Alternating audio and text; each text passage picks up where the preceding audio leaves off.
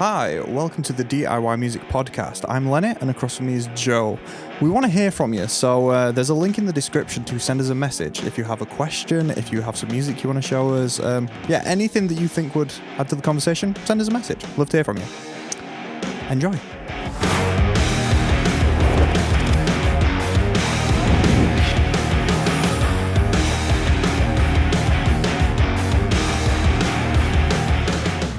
Okay, so today I want to talk about exclusive releases. There's a few different points in this that we could probably touch on, but the first is, you're aware of Damien Keys. He approached us a few years ago about doing like a collaboration video. We've owned his books. I have it in here somewhere. I have it. Oh, that's really convenient. I have it here. The man that wrote this book. So Damien Keys runs a YouTube channel. He was like way less subscribers than us and then wanted to do a collaboration. We ended up taking a few months off, I think, and ended up not happening. Now he's way past us on subscribers. He has done a few videos talking about how essentially you, in the early stages of a band, should funnel your audience to one very specific place to build that as a sort of your base community, rather than spreading yourself so thin and sending people over to Bandcamp, over to SoundCloud, over to Spotify, to the point that could actually hinder you in the early stages. And I think I disagree. And I just wanted to talk about it with you to sort of get out sort of what I'm feeling, so I guess. We're talking about platforms where, like, streaming services, not just social media. Yes. We could split this into two if you want, because social media is also another way of doing this. And I think I have a different opinion on that, I think. So I think that it's likely the thinking behind that is, say, if you want to funnel all your listeners to Spotify, because, you know, it's probably the most used. I think the thinking behind that is that if you get all your fans listening to you on Spotify, your numbers on Spotify will rack up and it'll look really good. And I think... And therefore can snowball easier, because 1,000... This is going to be big numbers, but 1,000 people listening to you on Spotify is going to be better for your Spotify than 100 people on SoundCloud, 100 people on Bandcamp, 100 people on Spotify across 10 different platforms. Like, 1,000 in one place is better than 10 100s. Yeah, but... You always run the risk of, if you're funneling people to one place, if someone doesn't use that service or doesn't have access to it for whatever reason, then you lose out on a fan. Absolutely, which is, I think, my biggest thing here is because that mentality is really anti-consumer, and like you've got to make stuff as easy as possible for people that want to consume what it is that you're making. If someone only listens to music on Apple Music and you're not on Apple Music, nope, they're just not going to listen to your stuff. They're not going to download Spotify just to listen to your song. It's just not happening. So it's quite entitled to turn around and go, like, well, we're only on Spotify, so you need to listen to us there. Like, people don't care that much. I think there's an element of people trying to add value to their music by only having it on one place. Because, like you say, if an artist has that mentality, then they are essentially forcing their fans to work around them, not the other way around. And I think for some artists, that might give them sort of a sense of self-entitlement. Like, well, like, if I'm only on Spotify, then, you know, everyone has to go to Spotify. And if my fans don't want to put in the effort to go to Spotify to listen to me, then I don't want them anyway, kind of thing. Yeah. I don't know how many artists have gone in with that mentality. So my guess is that a few smaller artists will have, because of what Damien Keys has said. And I don't know whether that's... I mean, I think it's probably going to be beneficial provided they do it right, but I think they are going to end up losing fans. Just, you know, the odd one here or there that doesn't want to listen on the chosen platform. I would 100% say, if you are going to do this, you got to choose Spotify because of the amount of market share that Spotify has. But the reason I brought up sort of my point before was about, you know how, is it Beyonce and Jay-Z that do it? They own Tidal and therefore they only have their music on Tidal. Is that right? Unsure, because Beyonce definitely has had exclusive stuff, but I also want to say that at some point, I might be thinking of Taylor Swift here, but at some point they reversed that and went back onto all streaming services. I think Taylor did that, where it was like she went exclusive with Apple Music for 2 years, whatever the deal was, presumably for a lot of money to try and get, like, we'll pay you this if you put your stuff exclusively on our thing so that we get all your fans and therefore customers, and then, it grows from there. But I think Taylor then went back and went like, yeah, no, I'm going to go on everywhere, because it just excludes people. And if you're creating like art and you want loads of people to see it, you need to put it in as many places as possible. Like if you're a comic artist, not putting them on Instagram is just a stupid idea. There's loads of people that want to look at things on Instagram. So why not, Yeah, I think if I was going to do it, if I was going to be an exclusive artist, one of the reasons that I'd do it is because it's harder to maintain yourself on loads of platforms. Say, for instance, if you're on Spotify, You're on SoundCloud, Bandcamp, and all these other ones, you have to sort of keep your account active. Like if you're on Spotify, you have to make playlists and you have to, sort of release stuff regularly. Whereas I don't really know what I'm trying to say here. I think it's harder to maintain yourself across multiple platforms. Yeah, I think what you're getting at is if that amount of effort is required for Spotify, and that amount of effort is required for Tidal, and that amount of effort is required for Apple Music, and that amount of effort is required for SoundCloud and Bandcamp, and I don't know, you're posting stuff on your own website, and you've got a mailing list, and you've got Instagram, and you've got Twitter, and you've got Snapchat, and you've got TikTok, all of a sudden, posting something like a playlist all of a sudden takes 3 hours, because you've got to make it on all the streaming services, then you've got to promote it on all the social medias for all the streaming services, and all of a sudden it just becomes a mess, and you don't have time to do the thing that you're actually supposed to be doing, and it's so watered down and confusing that people don't actually know where to go for your stuff, because there's either too many posts pointing to too many places, or they just don't follow you on those things because spam. So I do think that prioritizing some areas absolutely makes sense. And I think points of contact make sense to be sort of exclusive to certain platforms. Like, I don't think being on every single social media is beneficial. I think you got to work out who you want to be in contact with, because different age generations are on different platforms. Like, older people are on Facebook, which seems weird to say. Like, Facebook was such like a young thing that like our generation and the people just a bit older than us, like it was just us on Facebook, and then all of a sudden old people took over and we were like, okay, we'll go elsewhere. Instagram is pretty much millennials. TikTok is little Zoomers, like the generation just below us. So like, depending on who you want listening to your music really depends on which of the platforms you should prioritize. And then there's no real need to be on the other stuff. Like, Twitter makes sense because in theory everybody's on Twitter, therefore bigger connections. Like, actually interacting with your audience, you only really need to pick one or two things, simply because it is so time consuming, and you should prioritize making one or two social medias as good as possible and filled with content and Q&As and, all the cool stuff that we'd always recommend you do on social media, but not on all of them. I think the same logic can kind of be applied to streaming services, but not necessarily for age groups, more for genres.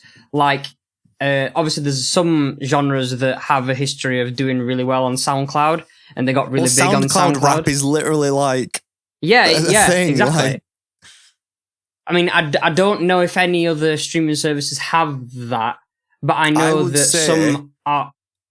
And this is really relevant to us. Super DIY artists, Bandcamp. Like, there are some artists that are making stuff in their bedroom that only put stuff on Bandcamp because they don't feel like they're good enough to go on Spotify and Apple Music and whatever, which isn't true, but they feel that way, and therefore Bandcamp becomes that little hub for DIY. Yeah, and because a lot of artists have done that, and Bandcamp is now, as you say, a hub for artists of that either style or level, a lot of artists who want to start making that music, they choose to only stick to that platform because it suits their brand, I guess. Same for SoundCloud as well. Like, in theory, that their audience is already there because that community is there. Like people who stream on Twitch don't feel the need to go and stream on YouTube as well, because people who want a Twitch stream are already on Twitch. I guess there's that argument to be made, but I worry that you sort of force yourself into a niche, which granted we've recommended like can be a good thing to do, like to sort of keep your own little small community rather than go big time. But to lock yourself off completely from being able to be a huge artist simply because you just aren't on the big streaming services, I think that can be a hindrance, just because, as we've said, like, I only listen to music on Spotify. Therefore, if I find a really cool artist on Bandcamp, cool. Yeah, no, I'm just not going to listen to them. I can't. Like, I could download their stuff from Bandcamp and then do the local files thing into Spotify, so then it's on my Spotify but not public. But that's a lot of effort rather than me just searching their name on Spotify. I feel like every artist being on every platform, but prioritizing pointing towards a specific one might be the middle ground that's worth it. Yeah, like if you're a DIY artist and you have a platform in mind, like say you want to be a SoundCloud rapper or, you know, a garage band on Bandcamp, then do that and, you know, sort of build your community there, but also cater for the people who might not be as into that community as your desired fan base are. Like, you know, go on Spotify, go on Apple Music or whatever. Absolutely. But, yeah. Yeah, I think that, like, in practice, all that means is when you release a new song, when you create a new playlist of stuff you like, you do it on one specific platform, and then you post on your social medias of choice the links to that one specific platform, saying like, oh, I've got a new song out today, be really cool if you checked it out, and it's a Bandcamp link. But anyone who listens to music on Spotify can go to Spotify and search your name and it's there. That's probably the way around sort of doing that, because I rarely sort of click links to new music on social media to take me to Spotify, because it tends to be a different time in the day. Like, I'm not scrolling through Instagram seeing, oh, one of my favorite bands has got a new song out, I'll listen to that right this second. Like, that very rarely happens. So I keep scrolling, but I'm aware that the new song's there. So then when I'm listening to music in the car or whatever, I'm like, oh, they've got a new song, I'll check that out. And I type it in. So I don't think it's out of the question to just be on some streaming services and just never mention it. I don't think that's a hindrance. Like, just point people towards the one thing that you want, but also be on everything else, which might be what Damien Keys means. Like, I'm sure I've seen him be less specific than what we just have been, but that might be what he sort of means, is just point people towards one place, build a community there, and then he leaves the sentence there, whereas I sort of want him to carry on and go, but still be on everything else, because you might lose audience members. I don't know. Yeah. I think if you wanted to just start off on Bandcamp and not do Spotify because, you know, you want to maintain your brand of being a really sort of DIY artist, then you are gonna inevitably hinder yourself. Like, if you grow and you start to gain fans, there's only so big your community can get on Bandcamp or SoundCloud. Like, if you want to actually pick up casual listeners and gradually turn them into fans, then I think you do need to be on the bigger ones anyway. Yeah, I think that's why earlier I recommended, if you are going to do this, I recommend Spotify, because there are so many more people listening to Spotify than anything else. I think Apple Music is second, mainly because there was loads of people listening to music on iTunes. That was obviously people that had bought music over the past 15, 20 years. And then Apple was like, yeah, no, we don't really care about iTunes anymore. But we've made Apple Music, and sort of tried to funnel everyone across. Those people went over there. But there's a load of people that use iPhones and use MacBooks and everything, but use Spotify to listen to music. Meaning that Spotify's just got way more people on it than anything else. And therefore it's probably the best place to go for building communities. The issue is, and Spotify really doesn't see it this way, but Spotify's really not built for building communities on at all. Like they say, you should make playlists and then point people towards your playlists, and that'll help you in the algorithm, because I guess your songs are in the playlist and therefore accidentally getting listened to by your own fans.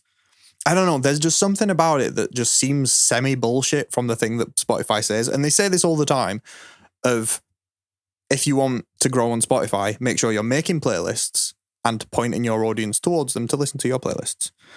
And it's either bullshit or they are logging how many people are clicking from an external website to a playlist that's featured by an artist, and then they're giving preferential treatment to that artist based on how many people they bring across, which could be happening. That's still bullshit. That's the only thing that you can do on Spotify. There's no posts, there's no comments for the posts because they don't exist. There's no interaction. It is just a store page, like a shop, except you stream music on it. I think they probably will instill some other form of audience interaction on Spotify in the future, because YouTube did it. YouTube started doing. They are getting into video. I don't know how into video Spotify currently is, but I'm sure that they've released a few things. Like they've released a few live sessions, and I don't know if Joe Rogan, when he went exclusive on Spotify, did video go along with him? Can you watch the Joe Rogan experience when he went exclusive on Spotify? Unsure. But I think they are wanting to get into video. And if they do get into video, there's no reason why they wouldn't get into just normal posts. Which then makes it becomes social media. And then that's probably what they want. And that would be good for building communities. The issue is, in its current state, I don't think you can build a community on Spotify because there's no interaction. I can't tell you something. If I'm an artist and you're a fan on Spotify, I can't give you information.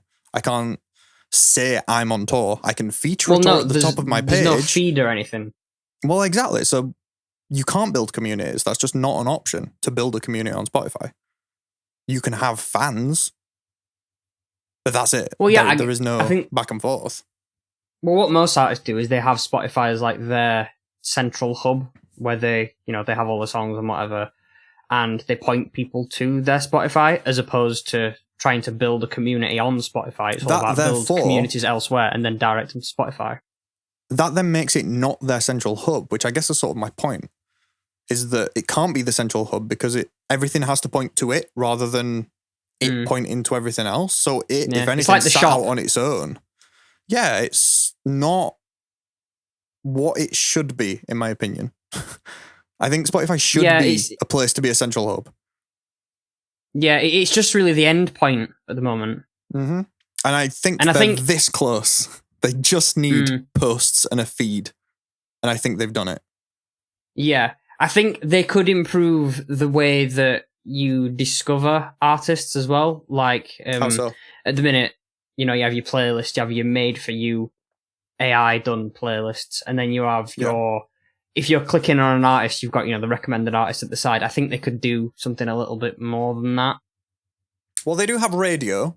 So there's, to pick a random band that we've made a video on before, Gender Roles. So there's a Gender Roles radio. And if I click on that, it'll give me a Gender Roles song and then a song similar from a band roughly the same size, and then a song similar roughly from the same size, and then a Gender Roles song, and then so on and so on. I think that's a nice way of doing it because it gives you, it's like the AI playlists, because it is, except you get to choose the starting point. Yeah, I think that is it is good, and it's good if you want to expand your portfolio of music in a certain genre, but I think I think having a feed would be good with stuff that's recommended to you, like in the same way that YouTube does it. And like every artist that you follow being able to post, and you can see it, you can interact with it. Like have it so that artists can then share their playlists and other artists' music, and it all just goes into this feed that's just a music-centric social media.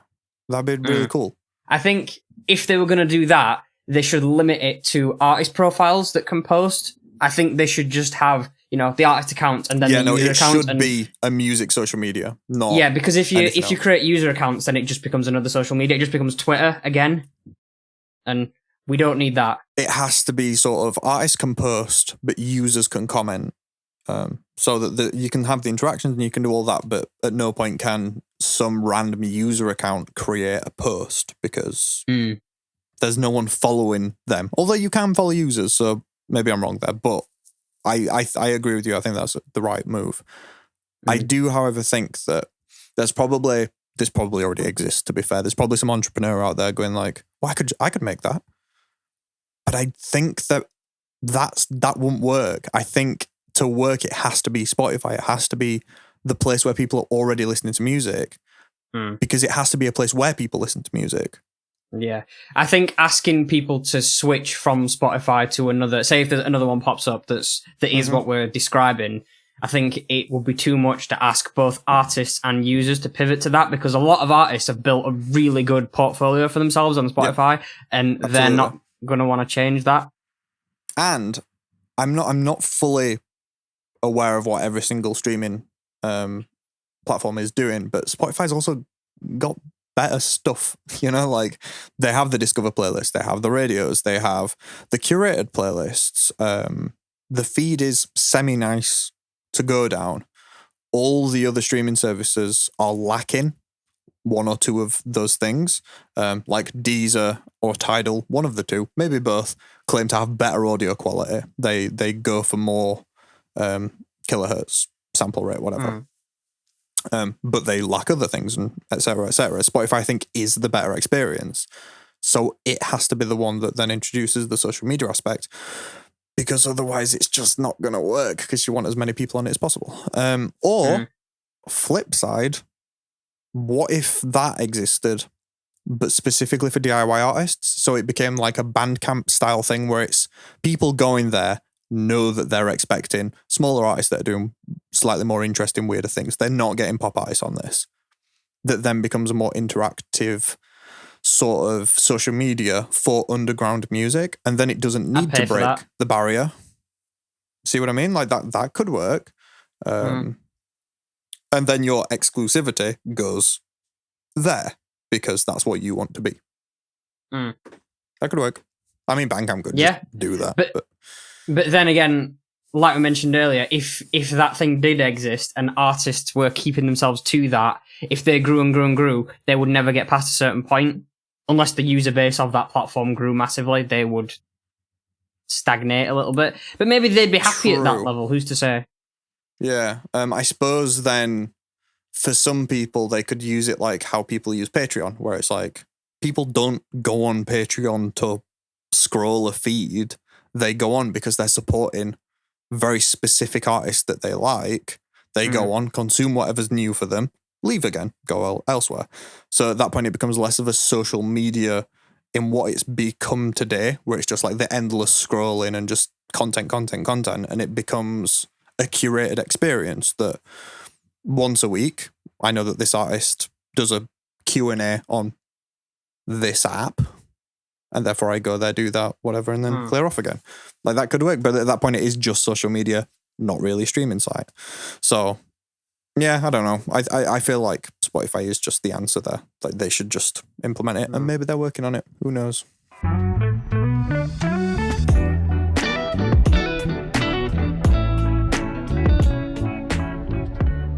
So with this being episode 3, I think we're on now. Maybe episode 2, unsure. Either way, it's 3.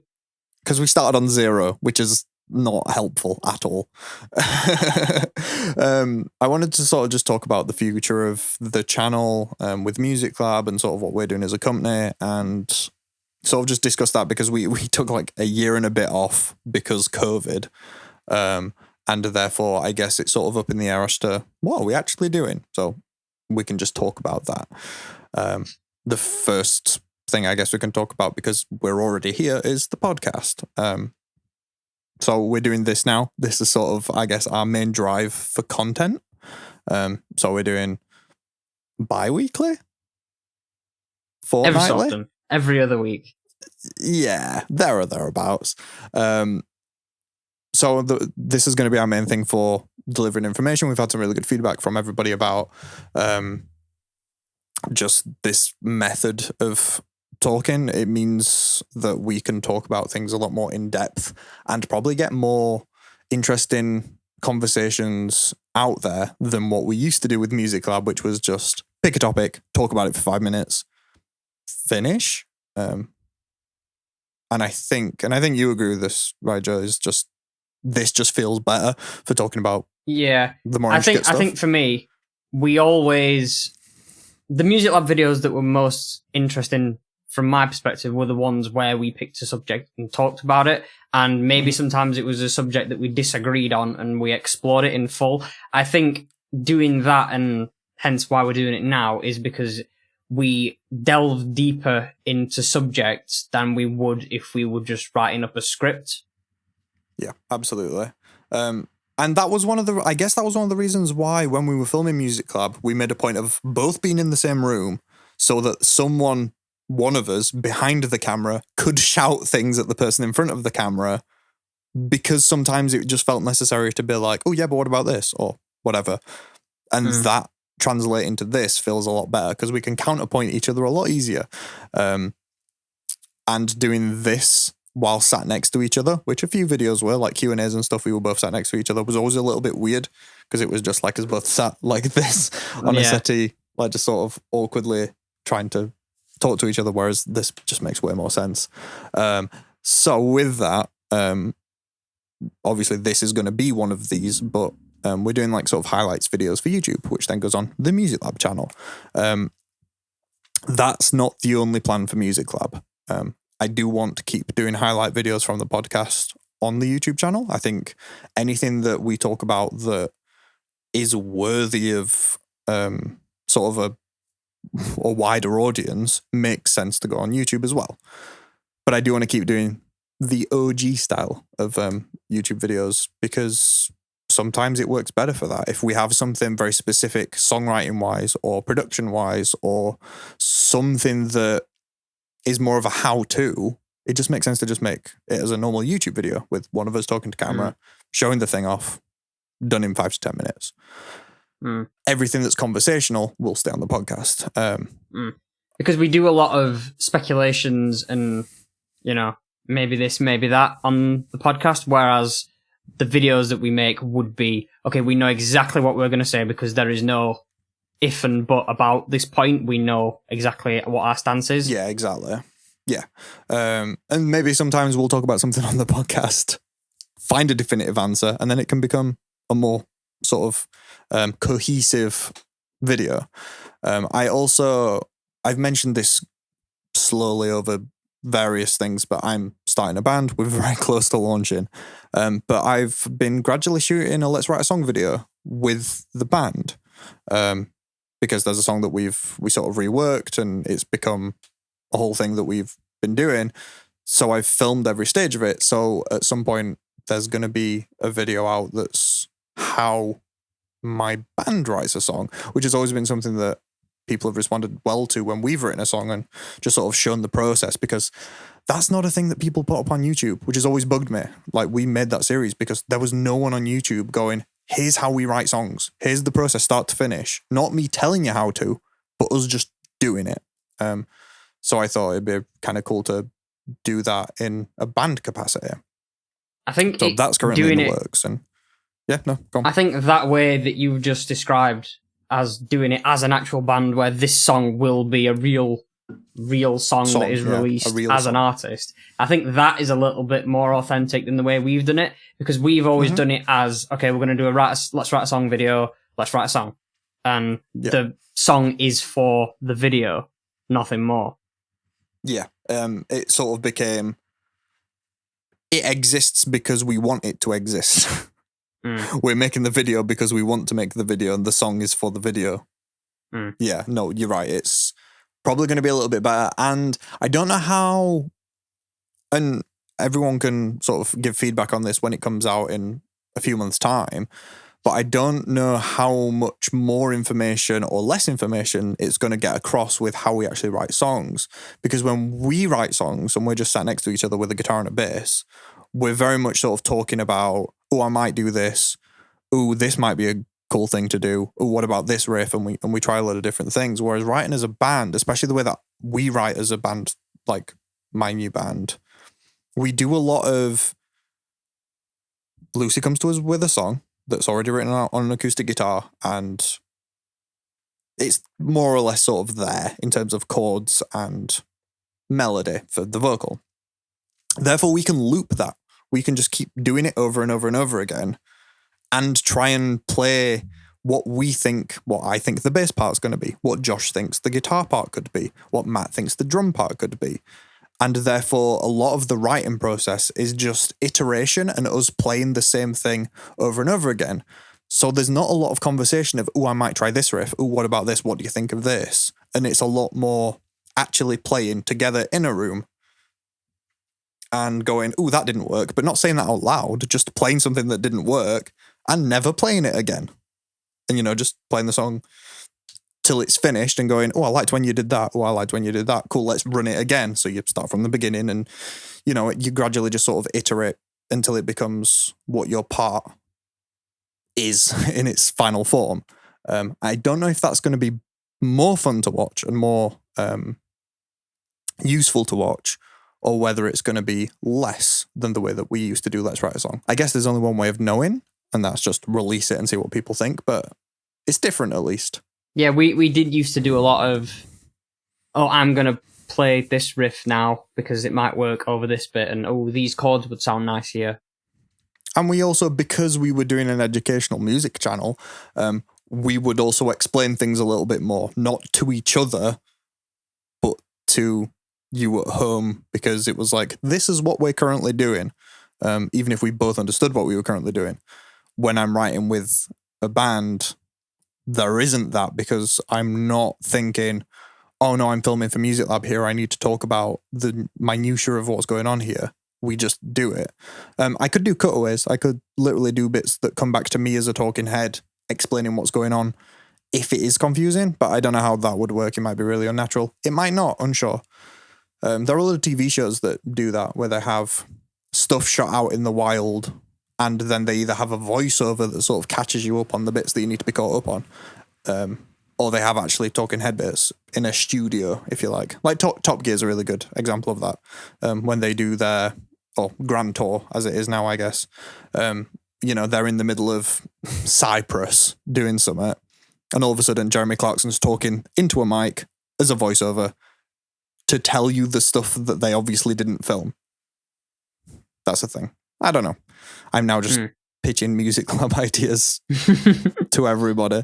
So that's sort of what Music Lab's going to be from now on, I guess. It's going to continue to evolve. We're going to keep trying new things, but it's going to be less weekly videos and more specific, curated, like intentional, this is good for Music Lab, therefore we're going to post it, rather than we need to make a video every week, shit, what we're going to do this week. Mm-hmm. So I think the quality of Music Lab's going to get better. I hope. Mainly because the random shit that we just talk about is going to be on here, on the podcast. Next is Skillshare, which we've had a fair amount of new followers on Skillshare over the past few months, even though we've not posted a new course at all. So that's really cool. I don't know how many of those people that have found us on Skillshare have come over to our other stuff, like on YouTube or here at the podcast. If you have, hi. We will be doing more stuff on Skillshare soonish, I guess. But that's going to be something that just sort of ticks over gradually, and we make if we have an idea, because we don't want to just you can't force stuff like that shit out. Yeah, exactly. We do have ideas for some though, so that's going to be a thing. I think people liked the 2 Skillshare courses that we've done so far, so I think it is something that is worth doing, especially because it's like, okay, let's spend an hour really nailing this one very specific thing, which is just not really an option for YouTube, and definitely not an option for a podcast. So yeah, Skillshare's going to be ticking along in the background. And then something that's really just ticking along slowly in the background is the book that we probably mentioned we're writing once about 2 years ago. Yeah, Joe, about how to... It was about how to release your debut single, wasn't it? And it sort of... it is segmented in a way that takes you from sort of writing the song and, you know, gradually improving it to recording the song, making a music video through the entire release process. And because it's so specified on, okay, this is how to release your first song, I think it's benefited from that a little bit. I mean, I've only wrote one chapter of it so far. We have we have sort of 100 points that we're going to cover, and we have all of them. We just haven't written the many paragraphs that justify them, I guess. So we have like a skeleton for the book finished. So it's not just one chapter done. It's like we're a little closer than that. Yeah. I will probably want to do it again though once I've written the entire thing, because I mean, doing multiple drafts isn't a bad idea. Iterate your songs, children, all that sort of stuff. Yeah. Yeah, no, we are still writing the book. If anybody cares, if anybody remembers, I hope it will be. Like it will be beneficial to someone anyway. Yeah, I think the book more than anything could be something that people could have without knowing anything about us, because it is going to be something that's really universal in terms of just writing music, to the point that things that we talk about, and whether we like it or not, we have biases towards certain musics. Therefore, there are certain people who won't watch our channel because we don't cover, you know, the actual pop industry, or we very rarely talk about hip hop and rap because it's just not an industry that we're familiar with. Therefore, people that are interested in those industries probably don't watch our videos. They could get stuff from this book because it's going to be almost entirely pretty universal outside of genre. It's just going to be very much a DIY sort of thing. Like, here's how you can do this with you and your mates sort of thing. There's very little of, and then your record label will do this for you. Like, there's none of that sort of shit going in the book because it's not helpful. It's how to write and release a single yourself. Yes, there are going to be points in there about paying for certain things, but we specifically talk about the pros and cons of doing so versus doing it yourself. Because the whole of this tied together is our game plan, I guess, which is just trying to get as many people into music and into bands and doing it themselves. That's the point. We made the company called Band DIY for a reason. We want to empower bands to do things themselves. I think there's some things that we haven't covered that we should, like we need to do some proper stuff on doing band photography, graphic design. There's a few things that we haven't covered that I want to, so that someone could come to all the things that we make. So Skillshare, YouTube, podcast, book. And if they consume all of it, they can do everything you need to do as a band themselves. That's the game plan, I guess. That's the hope. Yeah. I think we're on our way. We've covered a lot of stuff over the years because we've been doing this 8 years. Since 2014, wasn't 2013 in November, I think, was our first video. Granted, and we mentioned this a lot back in the day, we did take about 6 months off after our first video, but we started, video 1 went up like November 2013, I think. So yeah, 10-year anniversary in like 2 and a bit years. That's weird. We looked fucking horrendous in those early videos. There's a lot of hair. A lot of hair. I don't know how I maintained that. Fucking hell. I know. This is just so much. I was going to say less effort to maintain, but it's just I've moved it's funny, isn't it, that from upstairs to sort of downstairs. Like, we have changed quite a lot as people, and the industry's changed a lot during that time, but a lot of the points that we made early on are still relevant now, because I think a lot of our education, if you want to call it that, is based on the principles of stuff rather than how to actually specifically do individual things. Yeah, you'll notice if you go back and watch pretty much every video that we've ever made, bar maybe 5, they aren't how-tos. They aren't do this, then do this, then do this, then do this, then win. It's more abstract in the way that we're talking, Yeah. which probably means It's that we more get about slightly less views and slightly less retention for that because it is less specific, therefore probably harder to find or less helpful but in music the moment. isn't specific. There's no one True. way to do it. So I think if anybody was to make hardcore, okay, this is definitely how you do this in music, it's either going to be outdated very quickly or it's going to be a very, very narrow mindset. Absolutely. Which But is why who we knows? made the decision that we did, whether it was subconscious or not, to be more abstract in the way that we talk about things. And any video that we've made that has lost relevance, I've not removed from YouTube, but I've made unlisted so that it's not public anymore. There's only been like 2 or 3 really What were early they? videos. I have no idea, but there is a few things like I did a color grading series really early on in the first year of our thing of like, if you're shooting a music video, here's how you can color grade. Because I was really getting into color grading. I was really learning sort of how it all worked. And therefore that was what I wanted to be teaching. By those standards back then, fine. By today's standards, not very helpful video-wise. It's using a program that you don't need to use to color grade anymore because better programs have come out. The way in which I'm color grading is, again, fine for internet standards back then, but nowadays there's actual cinematographers from Hollywood teaching stuff on YouTube about color grading. Therefore, me teaching it, not as useful as those. So those videos shouldn't be up anymore and aren't. Just little stuff like that. I think that because we teach the what and the why, not necessarily the how. And I think because we do that, the stuff we talk about is more applicable to more people, more artists, as opposed to hopefully. Say if we were very specific about, okay, here's how you write an indie song, you know, that would obviously only be beneficial to indie artists. And would constantly change because genres do change and morph a little bit.